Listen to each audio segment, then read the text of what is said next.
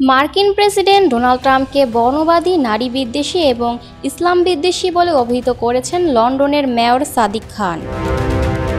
লন্ডনে সাদিক খান শরিয়া আইন চালু করবেন। ট্রাম্পের এমন দাবির প্রতিক্রিয়ায় এই মন্তব্য করেন তিনি।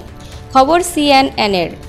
মঙ্গলবার নিউ ইয়র্কে জাতিসংঘের সাধারণ পরিষদে দেয়া ভাষণে ট্রাম্প সাদিক খানকে ভয়ঙ্কর মেয়র হিসেবে আখ্যা দেন। দাবি করেন সাদিক খান লন্ডনে শরিয়া আইন চালু করতে চান।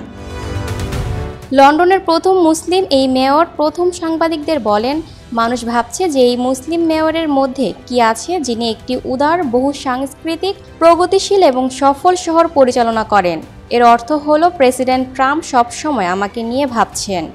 তিনি আরও বলেন, আমি মনে করি ডোনাল্ড ট্রাম্প বর্ণবাদী, নারী বিদ্বেষী এবং ইসলাম বিদ্বেষী। তার মন্তব্যের প্রতিক্রিয়ায় হোয়াইট হাউসের মুখপাত্র ডেভিস ইঙ্গেল CNN-কে বলেন, মেয়র খান স্পষ্টতই ড্রাম ডিরেঞ্জমেন্ট সিনড্রোমে ভুগছেন এবং মেয়র হিসেবে তিনি ভয়াবহ কাজ করেছেন। তার অনিয়ন্ত্রিত অভিবাসন নীতি লন্ডনে সহিংস অপরাধকে ব্যাপকভাবে ছড়িয়ে দিয়েছে। সাদিক খানের পাশে দাঁড়িয়েছেন যুক্তরাজ্যের স্বাস্থ্যমন্ত্রী ওয়েস স্ট্রিটিং। সামাজিক মাধ্যম এক্সে দেয়া এক পোস্টে লেখেন, সাদিক খান লন্ডনে শরিয়া আইন আরোপের চেষ্টা করছেন না। তিনি বলেন, সাদিক খান এমন একজন মেয়র যিনি ভিন্ন মতের পক্ষে দাঁড়িয়েছেন।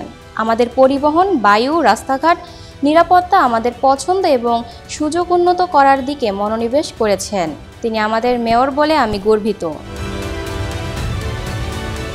Lucky Akter, people voice television, Dhaka.